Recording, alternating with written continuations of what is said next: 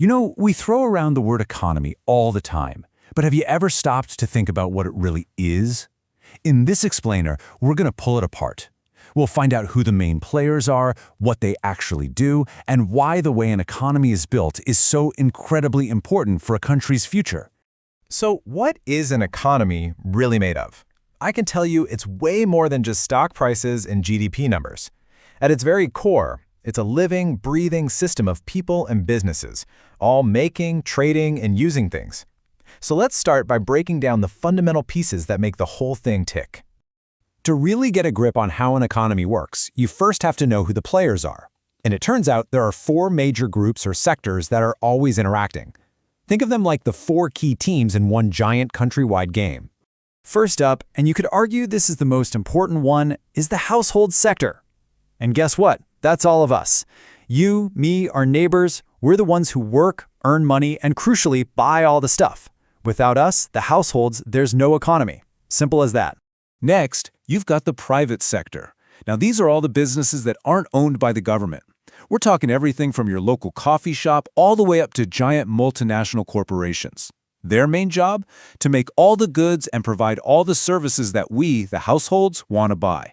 Then, of course, there's the government sector. Now, this player kind of wears 2 hats. On one hand, it's the referee. It sets the rules of the game, collects taxes, and handles big things like national defense. But it also gets on the field and plays, because it runs its own companies, like Coal India Limited. And finally, rounding out our team of 4 is the external sector. Because let's face it, no economy is an island. This covers every single interaction we have with other countries. The stuff we sell to them, which are exports, the stuff we buy from them, which are imports, and all the money flowing back and forth. Okay, now this is a really important distinction to get right. A person, it doesn't matter if they're a regular employee like John or a famous business owner like Mukesh Ambani, is always part of the household sector. But the company they're connected to, whether it's the government-run CIL or the private Reliance Industries, belongs to a completely different sector. So here's the easy way to remember it. People are households. The organizations are the firms. All right, so we've met the players, we know who's in the game. But what do they all actually, well, do? We can pretty much group all the economic activity out there into 3 main buckets. Everything kicks off with the primary sector. You can think of this as the absolute foundation. These are all the activities that involve taking things directly from the earth. We're talking farming, chopping down trees for wood, and fishing. It's the starting point for everything else. From there, we move on to the secondary sector. This one is all about transformation, it's about making stuff. This is where you take all those raw materials from the primary sector and turn them into finished products. So think factories, construction sites, and power plants. That's the secondary sector. And last but not least, we have the tertiary sector, which you probably know better as the services sector. Now, this sector isn't about making a physical product, it's about providing a service. So things like banking, healthcare, IT support, even your haircut, those are all services. So you've got primary, secondary, tertiary. Farms, then factories, then services. The classic textbook theory says that's how countries develop. They start out with an economy based on agriculture, then they build up their industry, and finally they mature into a service-based powerhouse. But does it really always work that way? Well, to answer that, let's look at a fascinating real-world case study that kind of breaks the mold. India. Its economic journey tells a very, very different and pretty surprising story. Just look at these numbers. They tell an incredible story. Back in 1947, when India became independent, agriculture was a massive 55% of its economy.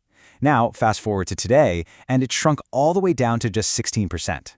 But check out the other end of the table. The services sector has just exploded, rocketing up from 30% to over half the entire economy at 54%. Now, industry grew too. It doubled its share, but that growth is nothing compared to the service sector's meteoric rise. So here's the plot twist. Unlike so many other developed nations, India essentially skipped a chapter in the economic playbook.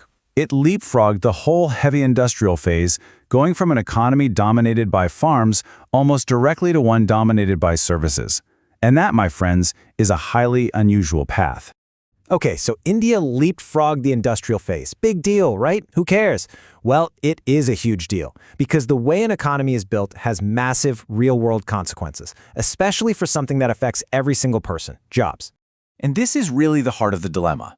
On one hand, the traditional manufacturing path is fantastic at creating jobs for a large, less skilled workforce.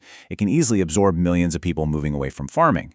But a services-led path that usually requires more highly skilled, educated people. And this creates a huge challenge. If a big part of your population doesn't have those skills, they risk getting left behind. So what's the big takeaway here? It's that the structure of an economy isn't just some boring concept for economists to debate. It directly impacts who gets a job, what kind of jobs are even available, and what kind of future a country can build for its people. And that brings us to one final, massive question. India's unique path forces all of us to ask, is that old factory-based route the only way for a country to become prosperous? Or can a nation forge a totally new path, one powered by services? The answer to that question is going to define the future for billions of people around the world.